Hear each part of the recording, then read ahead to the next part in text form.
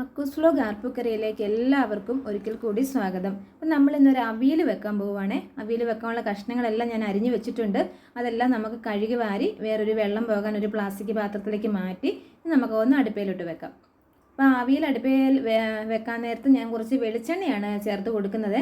നമുക്ക് അവിയലിനകത്ത് ചേന, മത്തങ്ങ, പടവലങ്ങ അങ്ങനെയുള്ള സാധനങ്ങൾക്കകത്തെല്ലാം വെള്ളം ഉണ്ടല്ലോ. അപ്പം പിന്നെ പ്രത്യേകിച്ച് വെള്ളം ചേർത്ത് കൊടുക്കണ്ട. കുറച്ച് മഞ്ഞപ്പൊടിയും കൂടി ഇട്ട് ഇളക്കി നമുക്കിത് അവിയലൊന്ന് കഷ്ണങ്ങളൊന്ന് വേകാൻ വെക്കാവേ.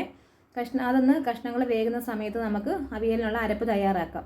അപ്പോൾ അതിനകത്ത് തയ്യാറാക്കാനുള്ളത് നമ്മൾ തേങ്ങ ചിരകിയതിനകത്ത് 2-3 കഷ്ണം ചുവന്നുള്ളിയും ഒരു 3-4 കഷ്ണം വെളുത്തുള്ളി, പിന്നെ ഞാൻ പച്ചമുളക് അതിനകത്ത് ചേർക്കുന്നില്ല, അരപ്പിനകത്ത് ചേർക്കുന്നില്ല. കാരണം പച്ചമുളക് ഞാൻ കഷ്ണത്തിനകത്ത് നമ്മൾ 2ആയിട്ട് പൊളന്നിട്ടിട്ടുണ്ടായിരുന്നു. അപ്പം ചുവന്നുള്ളി, വെളുത്തുള്ളി, സ്വല്പം മഞ്ഞപ്പൊടി ചേർത്ത് കൊടുത്തുകൊണ്ട് സ്വല്പം മഞ്ഞപ്പൊടിയും ഒരു ജീരകം കൂടിയാണ് ഞാൻ അരകല്ലിലാണ് അരച്ചെടുക്കുന്നത്, ചതച്ചെടുക്കുന്നത്. നന്നായിട്ടൊന്ന് ചതച്ച് വാരിയെടുക്കണം. കാരണം ഇന്നിപ്പോൾ ടൈം കിട്ടിയതുകൊണ്ടാണ് ഞാൻ അരകല്ലിൽ അരച്ചത്. അപ്പോൾ ഇത് അരച്ചെല്ലാം വെച്ചിട്ടുണ്ട്. ഞാൻ ഇപ്പോൾ ഈ പച്ചക്കറി വേസ്റ്റ് ഒന്ന് നമ്മുടെ ചീരയ്ക്കും മുളകിനും പയറിനും ഒക്കെ അതിന് നമ്മുടെ വേസ്റ്റും ഈ തേയില നമ്മൾ ചായ തിളപ്പിക്കുന്ന തേയിലച്ചണ്ടി അങ്ങനെയുള്ളതൊക്കെ നമ്മൾ ഇതിനിട്ട് കൊടുത്ത് നല്ല വളമല്ലേ. അപ്പോൾ ഞാൻ അതെല്ലാം ഒന്ന് ഇതിനകത്തേക്ക് ഇടയ്ക്കൊന്ന് ഇട്ട് കൊടുക്കാൻ വേണ്ടി വന്നതാണ്. നമ്മുടെ അവിയലൊക്കെ അവിടെ ഇരുന്ന് നന്നായിട്ട് വേകുന്നുണ്ട്. അത് ഏത് പരുവായെന്നൊന്ന് നമുക്ക് നോക്കാം. അപ്പം നമ്മുടെ അവിയലൊന്ന് തുറന്ന് നോക്കട്ടെ. അത് പകുതി വേവായിട്ടുണ്ട്. ഈ വേവാകുന്ന സമയത്ത് നമുക്കൊരു മാങ്ങ ഒത്തിരി വേണ്ട, നല്ല പുളിയുള്ള മാങ്ങയാണെങ്കിൽ അതിൻ്റെ 2 കഷ്ണം എടുത്തിട്ട് അത് ചെറുതായിട്ട് കട്ട് ചെയ്തിട്ട് കൊടുത്താൽ മതിയേ.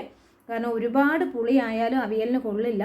പക്ഷേ പുളി ചേർക്കാതിരിക്കാൻ പറ്റത്തില്ല. അതുകൊണ്ട് നമ്മൾ പച്ചമാങ്ങ ഒരു 2 കഷ്ണം ഞാൻ എടുത്തിട്ടുള്ളത് ചെറുതായിട്ട് കട്ട് ചെയ്തതാണ്.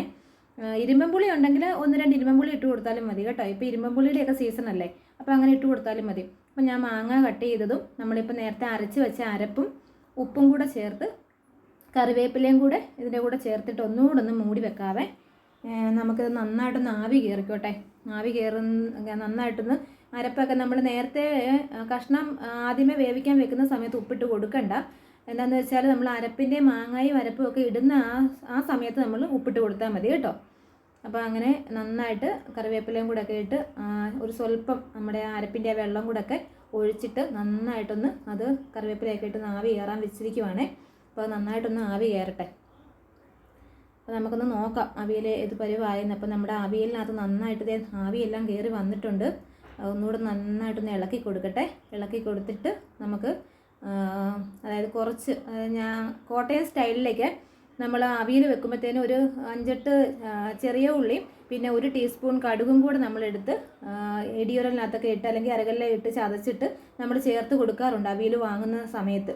അപ്പം ഞാനിപ്പം കുറച്ച് ചുവന്നുള്ളിയും 1 ടീസ്പൂൺ കടുകും കൂടെ നന്നായിട്ടൊന്ന് ഇടിയുരലിൽ ഇട്ടൊന്ന് ഇടിച്ചെടുത്തിട്ട് അത് നമ്മൾ അവിയൽ വാങ്ങുന്നതിന് മുമ്പ് നമ്മൾ ചേർത്ത് കൊടുക്കുവേ. നിങ്ങളൊക്കെ എങ്ങനെയാണെന്നൊക്കെ ഒന്ന് പറയണം കേട്ടോ. അവിയൽ വെക്കുമ്പോൾ ഇങ്ങനെ ചുവന്നുള്ളിയൊക്കെ ചേർത്ത് കൊടുക്കുമെന്ന് പറയണേ. അപ്പോൾ ഈ ചുവന്നുള്ളിയും കടുകും കൂടി ഇടിച്ചത് നമ്മൾ ചേർത്തിട്ട് ആ സമയത്ത് തന്നെ അതിൻ്റെ കൂടെ തന്നെ പച്ചവെളിച്ചെണ്ണയും കൂടെ ഒഴിക്കും. അവിയലിന് നമ്മൾ ഒരിക്കലും കടുക് പൊട്ടിക്കില്ലല്ലോ. അപ്പോൾ പച്ചവെളിച്ചെണ്ണയും കൂടെ ഒഴിക്കും. ഇത് ഇപ്പോൾ തന്നെ നല്ല സ്മെല്ല് വരാൻ തുടങ്ങി. അവിയലിൻ്റെ പച്ചക്കറിയൊക്കെ വേകുന്നതിൻ്റെ നല്ല സ്മെല്ലാണ്. അപ്പം പച്ചവെളിച്ചെണ്ണയും കൂടെ ഒക്കെ ഒഴിച്ചിട്ട് ഞാനിത് അവിയൽ വേറൊരു പാത്രത്തിലേക്ക് അങ്ങ് മാറ്റുവാണേ. അപ്പം എണ്ണ ഒഴിച്ച് കൊടുത്തിട്ടുണ്ട് കേട്ടോ. എണ്ണ ഒഴിച്ചിട്ട് ഞാൻ വേറൊരു ചട്ടിയിലേക്ക് അങ്ങ് മാറ്റുക. ഈ ചട്ടിക്കകത്ത് നമ്മൾ ഉരുളിക്കകത്ത് നിന്ന് വേറൊരു മൺചട്ടിക്കകത്തോട്ട് ഞാനങ്ങ് മാറ്റി. അപ്പോൾ ആ സമയത്ത് നമ്മുടെ ഇവിടെ തൊട്ടപ്പുറത്ത് ഗ്യാസ് അടുത്ത ബർണറിൽ തന്നെ നമ്മുടെ ഉണക്ക സ്രാഗും പച്ച ഏത്തക്കായും കൂടെ മുളകിനകത്ത് വെച്ചത്, കുടംപുളി ഇട്ട് മുളകിനകത്ത് വെച്ചത് തിളയ്ക്കുന്നുണ്ട് നന്നായിട്ട്. അപ്പോൾ അതിൻ്റെ വീഡിയോ ഒന്നും എടുക്കാൻ പറ്റിയില്ല. പിന്നൊരു ദിവസം ആട്ടെ ഞാനത് എങ്ങനെയാണ് വെക്കുന്നതെന്ന് കാണിക്കാം. അപ്പോൾ ഏകദേശം എൻ്റെ പണിയൊക്കെ ഏകദേശം ഒതുങ്ങിയിട്ടുണ്ട്. അപ്പോൾ ഞാൻ ഇനി ജോലിക്ക് പോകാൻ പോവുകയാണ്. ഇപ്പം സമയം 7:45 കഴിഞ്ഞു. അപ്പോൾ ഇനി ജോലിക്ക് പോകാനുള്ള പരിപാടിയൊക്കെ തുടങ്ങാൻ പോവുകയാണേ. അപ്പം രാവിലത്തെ പരിപാടിയൊക്കെ ഏകദേശം എല്ലാം ഒതുങ്ങി. ഇനിയിപ്പം നമ്മൾ ഒരുങ്ങി ഒന്ന് പോട്ടെ. അപ്പം ഇന്ന് നല്ല കാലാവസ്ഥയാണെന്ന് തോന്നുന്നു. മഴയൊന്നുമില്ല. 2 ആഴ്ച മുമ്പത്തെ ഒരു കാലാവസ്ഥയൊന്നും അല്ല ഇപ്പം. ഇനിയിപ്പോൾ എപ്പോഴാണ് മഴ തുടങ്ങുന്നതെന്നൊന്നും അറിയില്ല. അപ്പോൾ ഇതുവരെ ഈ ചാനൽ കണ്ടിട്ടുള്ളവർ സബ്സ്ക്രൈബ് ചെയ്തിട്ടില്ല എങ്കിൽ സബ്സ്ക്രൈബ് ചെയ്ത് ലൈക്ക് ചെയ്ത് കമൻറ്റ് ചെയ്യണേ. ഓക്കെ, അപ്പോൾ അടുത്ത വീഡിയോയിൽ കാണാം. ബൈ.